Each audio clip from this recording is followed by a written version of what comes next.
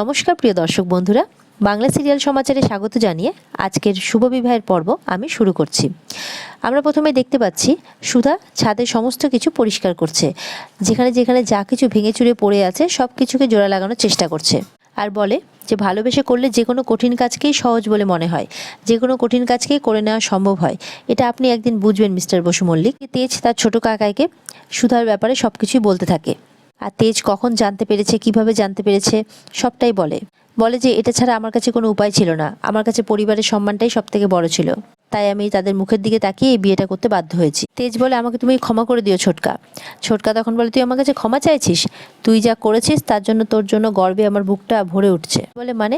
ছোটকা বলে তুই প্রমাণ করে দিয়েছিস যে তুই এই পরিবারের যোগ্য ছেলে। তেজ বলে তুমি এটার এগেনস্টে নও? ছোটকা বলে না, তুই একদম ঠিক সিদ্ধান্ত নিয়েছিস। তুই বিয়েটা না ভেঙে সবার সম্মান রক্ষা করেছিস, সেদিন একটা ভয়ঙ্কর অসম্মানের হাত থেকে রক্ষা করেছিস, আর বিশেষ করে একটা মেয়ের সম্মান রক্ষা করেছিস তুই।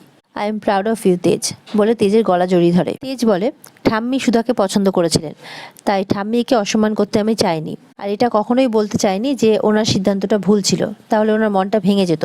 তখন ছোটকা বলে ভুল সিদ্ধান্ত? কোনটাকে তুই ভুল সিদ্ধান্ত বলছিস? তেজ বলে যে বিয়েটাই তো একটা ভুল সিদ্ধান্ত। বলে ধুর, তুই এই পরিবারের জন্য আজ অব্দি অনেক কিছু করেছিস, কিন্তু এই যে কাজটা করেছিস বলবো এটা সব থেকে বড়। এর মধ্যে তুই ভুলটা কোথায় খুঁজে পাচ্ছিস? তেজ বলে এই যে মিথ্যে বলে উনি আমাকে বিয়েটা করেছেন, এই মিথ্যে বলাটা আমার পছন্দ নয়, এটাই উনি ভুল করেছেন।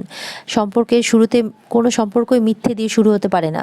তখন ছোটকা বলে সম্পর্কের কোথায় শুরু আর কোথায় শেষ সেটা আমরা কি করে বুঝবো রে? তো উপরে যিনি বসে আছেন তিনি সব কিছু লিখে রেখেছেন। ছোটকা বলে কি তুই বারবার করে মিথ্যে মিথ্যে বলছিস? তেজ তখন বলে উনি যে একজন ডিভোর্সি, এই মিথ্যেটা আমাকে বলেছেন উনি, এটা লুকিয়েছেন উনি আমার কাছ থেকে। তখন ছোটকা বলে তুই বলতো, তুই কি কোনোদিনও জানার চেষ্টা করেছিস ওনার অতীতের কথা? তখন তেজ ভাবতে থাকে সেই কথাগুলো যখন সুধা তাকে জানাতে চেয়েছিলেন বিয়ের আগে, কিন্তু তেজ শুনতে চায়নি। মানে এখানে দোষটা তো তেজেরই ছিল। ছোটকা বলে একটা কথা বলতো, মা তো তার নাত বৌমার মধ্যে শিক্ষা, সরলতা, সৌজন্য, ভালো সংস্কার, শিক্ষা, সততা এই সমস্ত গুণগুলো খুঁজছিলেন।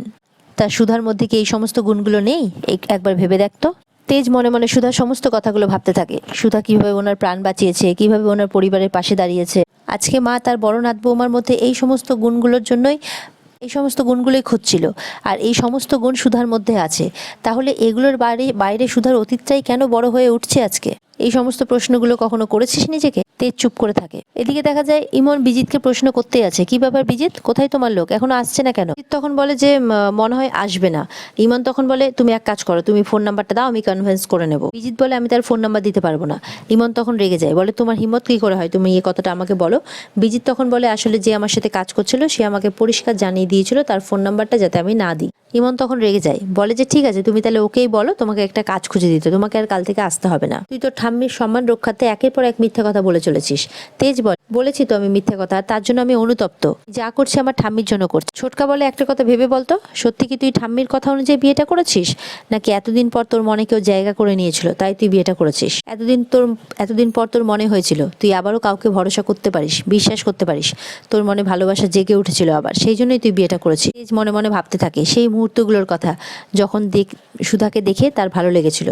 ছোটকা বলে তুই যতই চেষ্টা করিস না কেন তুই আমার কাছ থেকে কিচ্ছু লুকোতে পারবি না। তুই আমাকে যতই বোঝা না কেন, যদি ঠাম্মির কথা ভেবে ঠাম্মির জন্য সুধাকে বিয়েটা করেছিস, কিন্তু এটাই সত্যি যে তুই সুধাকে ভালোবেসে বিয়েটা করেছিস, আজও সুধাকে তুই ভালোবাসিস। এদিকে সুধা বৃষ্টির মধ্যে কাজ করতে থাকে, বলে কাজ শেষ না হলে যতই বৃষ্টি হোক সুধা যাবে না। ছোটকা বলে তুই শুধুমাত্র আজকে সুধার অতীতের জন্য ওকে দূরে ঠেলে দিচ্ছিস, কিন্তু অতীত তো তোরও আছে। তুই অগ্নিসাক্ষী করে 7 পাক ঘুরে বিয়ে করিসনি ঠিকই, কিন্তু ভালো তো বেসেছিলিস, সেটা তো মন থেকেই হয়, সেখানে এসব নিয়ম রীতিনীতি কি যায় আসে? তেজ বলে সমাজকে এটা মেনে নেয়। তখন ছোটকা বলে সমাজের কাজই হলো আঙ্গুল তোল। মনে রাখবি কোনো সম্পর্ক গড়তে কিন্তু ধীরে ধীরে গড়তে অনেক সময় লাগে, কিন্তু ভাঙতে জাস্ট কটা সেকেন্ড লাগে। তুই বোকার মতো সুধার মতো অত ভালো একটা মেয়েকে কষ্ট দিচ্ছিস। কি কখনো জানতে চেয়েছিস যে কি ঘটেছিল ওর সঙ্গে? তেজ বলে না, আমি সুধার অতীতের ব্যাপারে কোনোদিনই জানতে চাইনি। ছোটকা তখন বলে যাকে জীবন একবার এত বড় একটা শাস্তি দিয়েছে, তুই তাকে বারবার করে শাস্তি দিচ্ছিস, এটা তো আমি তোর কাছে আশা করিনি। যাকে ভালোবাসবি সবটুকু দিয়ে ভালোবাসবি, ভালো খারাপ সবটাকে মেনে নিতে হবে, শুধু ভালোটাকেই নিবি আর খারাপটাকে ছুঁড়ে ফেলে দিবি, এটা তো হয় না। মন্দ এবং ভালো দুটো মিলেই কিন্তু ভালোবাসা। বাইরে বৃষ্টি পড়ছে, ঝড়ো হাওয়া বইছে, সুধা একা একা ছাদে আছে। তুই যদি ওকে সত্যি ভালোবাসিস তো যা ওকে ফিরিয়ে নিয়ে আয়। বলেই ছোটকা চলে যায়। সুধা প্রায় সবটাই করে ফেলেছে ছাদের। এদিকে তেজ ঘরে বসে তার ছোটকার বলা কথাগুলো ভাবতে থাকে। দেখা যায় ঠিক করার পরেও একটা ছাউনি আবার ভেঙে পড়ে। সুধা বলে, আমি জানতাম যে ঝড় বাতাস উঠেছে আবার এটা তছনছ হবে। তখন ঠিক করতে গিয়ে তেজও আসে সেখানে। সুধা বলে, আমি জানতাম আপনি আসবেন। দুজন মিলে ঠিক করতে থাকে। একটু পরে দেখে সেখানে তেজ নেই, মানে সুধা সেটা স্বপ্ন দেখছিল। এদিকে দেখা যায় দরজা বন্ধ। সুধা ঠকঠক করছে কিন্তু কেউ খোলে না। সুধা বলে, দরজা বন্ধ হতে পারে হাওয়ায়, কিন্তু বাইরে থেকে লক কে করলো? বৃষ্টিতে পুরো ভিজে গেছে সুধা, ঠান্ডা লাগছে। মিস্টার বসু মল্লিককে ডাকতে থাকে কিন্তু কোনো সাড়া পায় না। সুধা শুয়ে পড়ে ছাদেই। ঠান্ডাতে পুরো শরীর কেঁপে যাচ্ছে সুধা। এদিকে তেজের ঘোর কাটে। বলে, 2টো বেজে গেছে, এখনো উনি ফেরেননি। তেজ চলে যায় সুধাকে ফিরিয়ে আনতে। ওপরে উঠে দেখে ছাদের দরজা তো লক ভেতর থেকে। তার মানে উনি বোধহয় ছাদে আর নেই, উনি বোধহয় নেমে পড়েছেন ছাদ থেকে। এদিকে বাড়িতে সব জায়গায় খুঁজতে থাকে তেজ সুধাকে, কিন্তু পায় না। তখন ভাবে, তাহলে কি উনি ছাদে আটকে পড়ে আছেন? এরপরে ছাদে গিয়ে দেখে ছাদে উনি সুন্দর করে সবটা গুছিয়ে সাজিয়ে রেখেছেন আর কি। সবটা উনি গুছিয়ে সাজিয়ে আবার আগের মতো করে দিয়েছেন। আবার দেখে যে এক জায়গায় কারেন্টের তার খুলে পড়ে আছে। আর সুধাকেও দেখতে পায়, সুধা এক জায়গায় অজ্ঞান হয়ে পড়ে আছে। সুধাকে ডাকতে থাকে কিন্তু সুধা কোনো সাড়া দেয় না। তখন সুধাকে ঘরে নিয়ে আসে তেজ। দেখে সুধার গা গরম, জ্বর এসছে, আর জ্বর ধীরে ধীরে বেড়েই চলেছে। তেজ বলে, উনি তো জ্বরে কাঁপছেন, গায়ে তো ভেজা শাড়িটা তো বদলাতে হবে। তেজ কিছু বুঝতে পারে না যে সে কি করবে। তেজ বলে, শাড়িটা তো চেঞ্জ করতে হবে, নাহলে তো জ্বর বাড়বে। এদিকে সুধা কেঁপেই চলেছেন, আর কোনো সাড়া দিচ্ছেন না। তেজ তখন বলতে থাকে, এটা আমি কি করলাম? হাত গুটিয়ে আমি কেন বসে রইলাম? আমার এটা করা উচিত হয়নি, আমার সুধার কথা শোনা উচিত হয়নি, আমার যাওয়াটা উচিত ছিল। তেজ বলতে থাকে, উনি তো ছাদে আটকে গেছিলেন, নিশ্চয়ই অনেক ডাকাডাকি করেছেন, অনেক চিৎকার করেছেন, কিন্তু আমি তো শুনতে পাইনি, কারণ আমি তো ইডিয়েটের মতো ঘুমোচ্ছিলাম। কষ্ট পেয়েছেন উনি, অনেক কষ্ট পেয়েছেন। ঝড়ে বৃষ্টিতে উনি একা ছিলেন উপরে, কাউকে পাননি সাথে। এগুলোই কথা ভাবতে থাকে তেজ। তেজের খুব অনুতাপ হয়। তেজ ভাবতে থাকে, কি হয়েছে ওনার? সুধার কষ্টের জন্য আমার বুকের ভেতরটা কেন এতটা ফেটে যাচ্ছে কষ্টে? বারবার ডাকতে থাকে সুধাকে। বলে, সুধা প্লিজ উঠুন, না হলে আমি নিজেকে কোনোদিনও ক্ষমা করতে পারবো না।